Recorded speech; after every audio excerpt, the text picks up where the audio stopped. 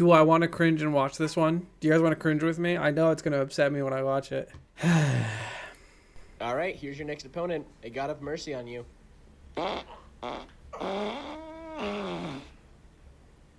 You look like you're bad at Smash.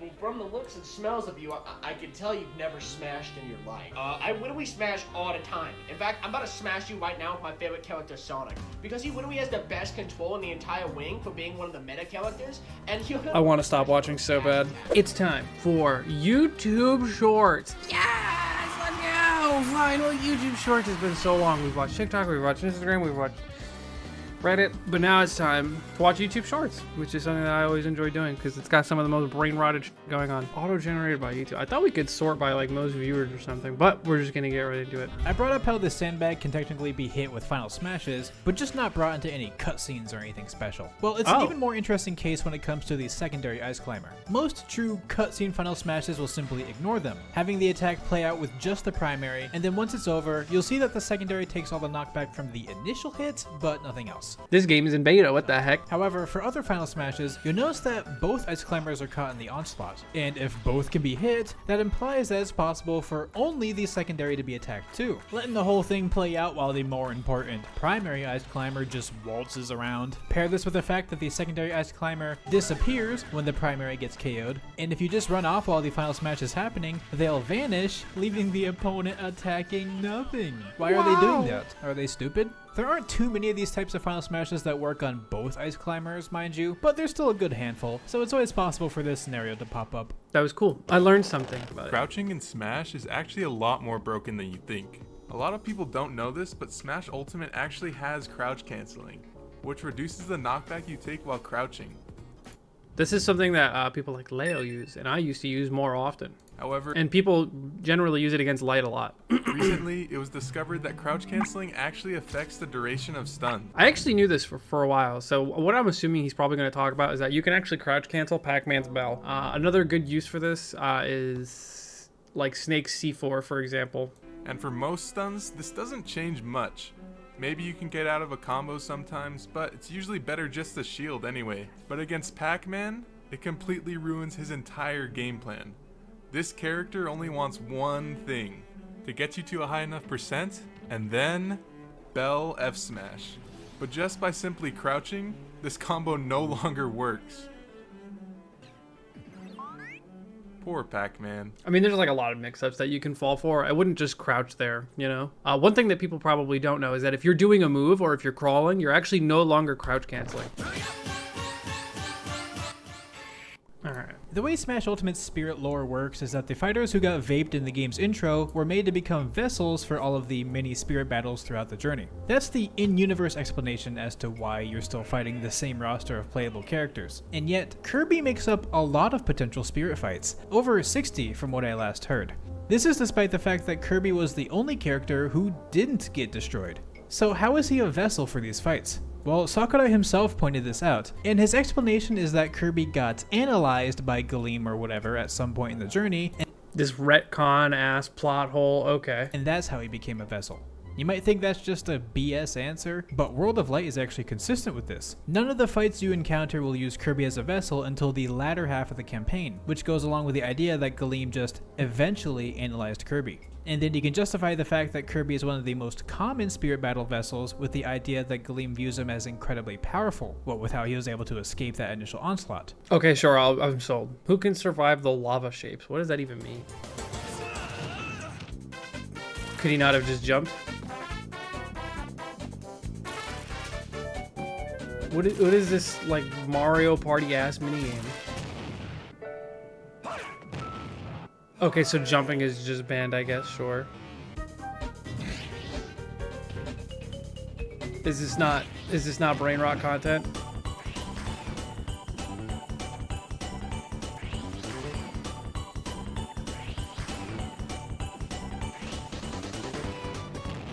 You're trash. He could probably do it.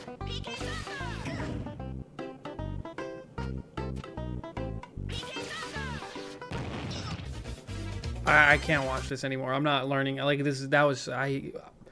I feel bad giving that kind of content to view. You know what I mean? Like, why am I watching? You know, I don't understand what in my brain is being tickled that makes me want to view content like that. Anyway, Sonic the Hedgehog and Tails of Smash Melee. Bros' biggest myth has finally come true. Way back in 2002, Electronic Gaming Monthly magazine had an April Fool's bit that stated you can unlock both Sonic the Hedgehog and Tails in Super Smash Bros. Melee by defeating 20 enemies in Cruel Melee. This became gaming a legend, to the point that Nintendo even listed it as a frequently asked question on Melee's website. And obviously, Dude, that's like part of like what has been lost in gaming throughout the years. Because like before the internet was as popular as it was, you really only had like game cheats books that you'd find from like your school's like book fair, or like just word of mouth from somebody else. But like it was so common to just like go to school and be like, yo, you can unlock Toad in Melee if you just do this, like if you leave your game on for 200 hours or something like that, like straight, you unlock him. You know, that was so normal. But now that's not really a thing anymore. That just doesn't work.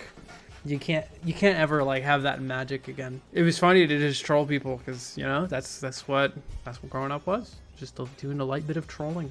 Back in my day before the interwebs was popular, we didn't have no Reddit, no Google, no forums, no nothing. How to beat Master Hand in real life. It's an easy clap. Find Master Hand at a nail salon. If he tries to fist you, just dodge it. And then throw this paper guy at him. If he tries to smack you down, bring out your scissor to cut him up. But if he tries to cut you up, summon this big guy to take care of him. And his name is John C. Or, once you find Master Hand, go up to him and take his glove off. Pour a bunch of honey on him so that he becomes sticky icky. I'm not watching whatever's going on there. Yeah, I watched that for way too long. I'm sorry, guys. That was weird. This is becoming less and less Smash Bros. Hold up.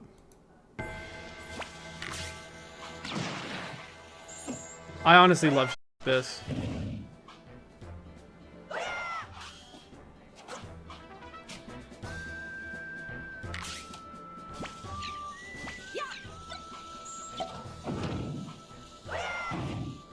It's definitely stuff I could probably never figure out in my entire life, but if I had save states, I would figure this out for me.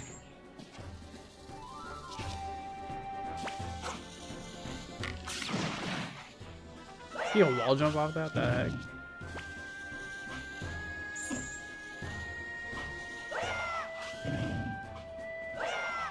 Way up! You also don't know which ledges are like grabbable and stuff. Success! Yeah, I'm a big fan of stuff like that. I don't understand what in my brain is being tickled that makes me want to view content like that.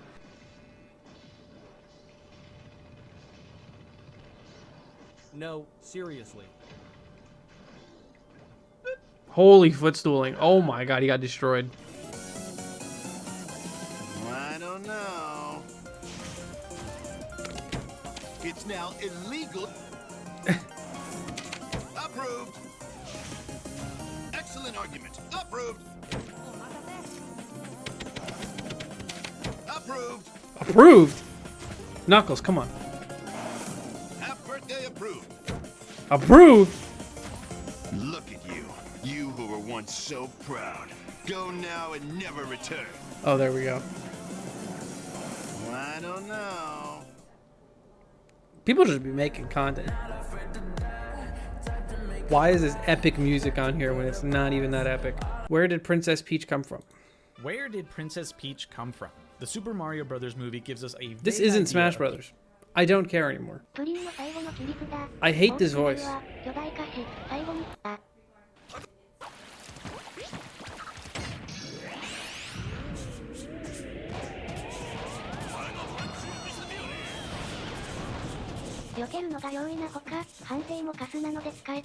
don't know what I just learned. Can you fall down the pit without jumping? I have to know. I have to know. Yes, he can. Yes. Shulk, yes, absolutely. No, wait, no, definitely not. I forgot he can't jump. Ooh, well, wall jumpers. Easy. Ryu. He does. I don't even think the Tatsumaki goes over the fire. Well, then there you go. Okay, we get it. We don't have to watch both of them. He didn't even need limit. He didn't even need limit. Maybe he does. Maybe he needed a limit. I can't keep watching this. My brain is rotting. No. Oh, Gekt.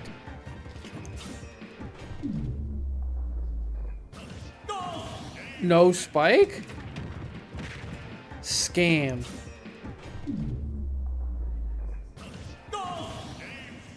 Got his ass. This image upsets me, and I find the video format cringe. New Super Smash Bros. Leaks would be a nightmare. What does that mean?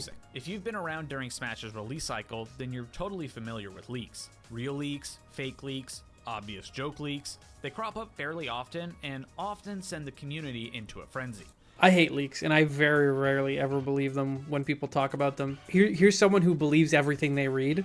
It's Tweak. I occasionally will hop into calls or whatever and just hang out with Tweak, and they will just be like, bro, this is gonna be crazy, bro. The Smash Ultimate Deluxe is gonna bring more characters and blah blah blah, and like this reliable leaker is the one who said it, and I'm like, shut the fuck up. No, just stop being so gullible. Like, you just believe everything, and it's so frustrating. I like to be a little surprised too, you know? And I feel like everyone who believes it is just getting baited. And it's hard to watch. Oh, I was watching something. Smash Bros. Leaks are about joke leaks. They crop up fairly often and often send the community into a frenzy. But with the rise of AI, it's about to get so much worse. Now people will be able to generate decent Smash-style images, take a blurry picture with their phone, and probably fool a lot of people. So we're all gonna need to become much more skeptical about these future leaks. But in a way, it kind of helps. If we just assume every leak was made with AI and is fake, then even if a real one slips through the cracks, we'll still be surprised because we would have assumed it was fake. True, but it was so fun being at like locals when new DLC characters would drop and we would just immediately install the patch and just play. Smasher alert. Smash game.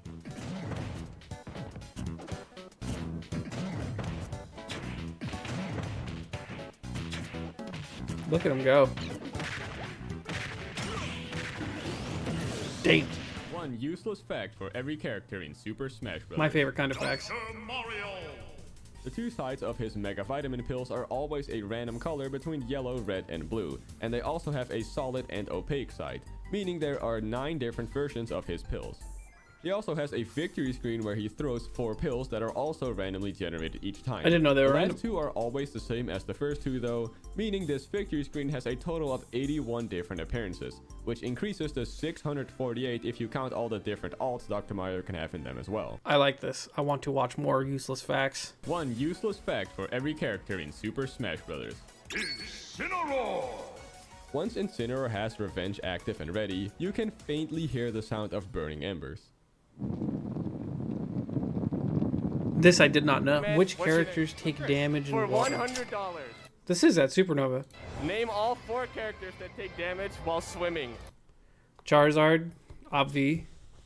There can't be more than one. That doesn't make any sense. I think it's only Charizard. Oh, I guess like Incineroar. I don't know Pokemon weaknesses, bro. Like, is Mewtwo weak to water? I don't know. Nah, there's no way he's weak to water. You guys are saying Sonic? All right, hold on. 0 wrong guesses.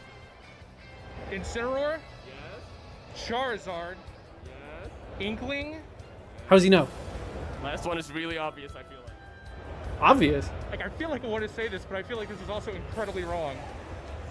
Sonic? Yes! Here you go, dude. Thank you. Congratulations. That one is not obvious. That dude just won $100. One useless fact for every character I feel like I've seen in this Super one. Smash Bros. Chrom! When the game first launched, Chrom had the wrong victory theme, being the normal Fire Emblem theme.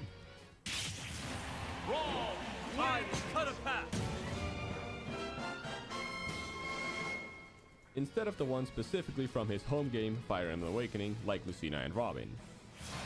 I'm always 3 steps ahead. I did not know this.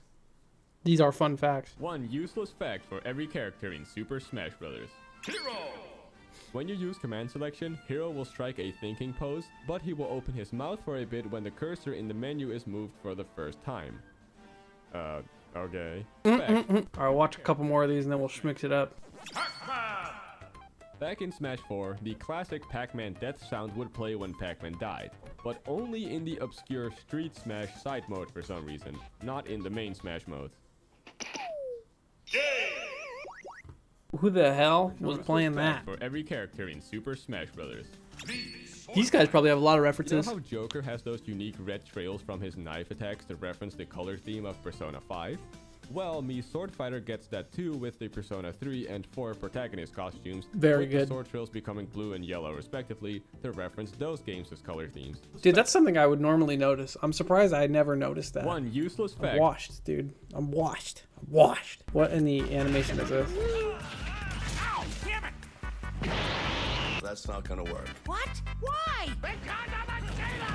Oh, wow. Do I want to cringe and watch this one? Do you guys want to cringe with me? I know it's going to upset me when I watch it. All right, here's your next opponent. A god of mercy on you.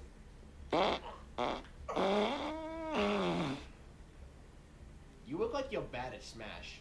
Well, from the looks and smells of you, I can tell you've never smashed in your life. I literally smash all the time. In fact, I'm about to smash you right now with my favorite character, Sonic. Because he literally has the best control in the entire wing for being one of the meta characters. And I want to stop watching so bad. So be ready for that.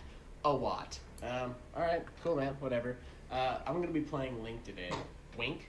You really want to play one of the weakest characters of all time? Like, he's pathetic. His stats are humiliating. Like, do you want to be humiliated for all these people? You want me to humiliate you? Okay, I'll do it. Let's humiliate you. Alright, players, get ready. In 3, 2, 1, brawl. No, I'm not going to stop. We're going to hate this together.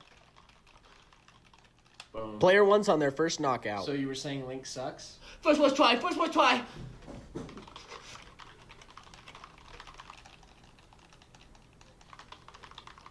And drop. Player 1's on their second knockout.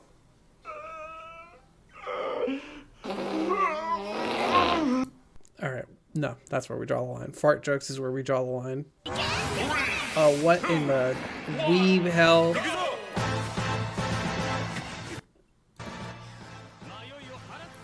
What is going on, YouTube?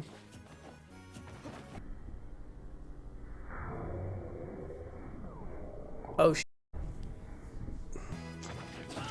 oh no, you blew it. Did the bird just kill himself? Oh, he's there.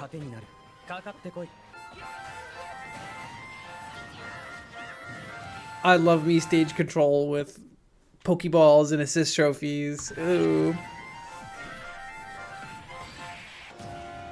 No skill-based gameplay. All right, what do you guys do here? You're playing the K-Roll Ditto, you're in sudden death. How do you win this one? So the hands down best, safest option to do is probably drop down, throw your crown, because you have super armor. So if they throw crown, you'll survive. And if they throw the neutral B, then they probably lose. And then you fade back with it so that if they drop down and try to grab you, you can like field it and try to grab you.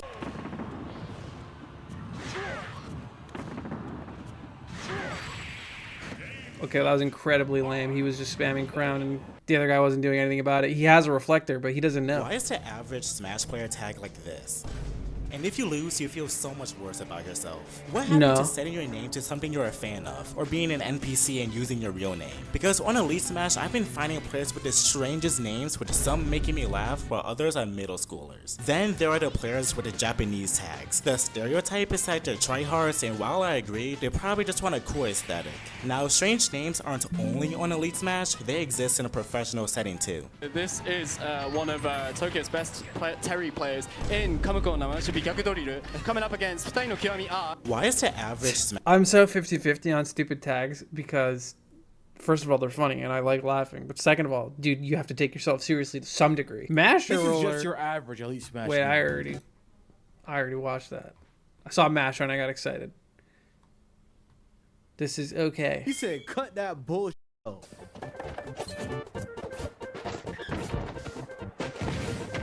PK Fire. Oh. Dang, he really did say, what are you doing? Stop that. How to Luigi 0 to death? I would like to know how. Or I can watch CPU just absolutely flex on somebody.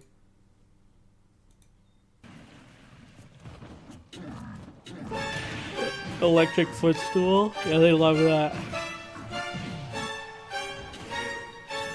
Holy. Dude, oh my god, that was terrifying.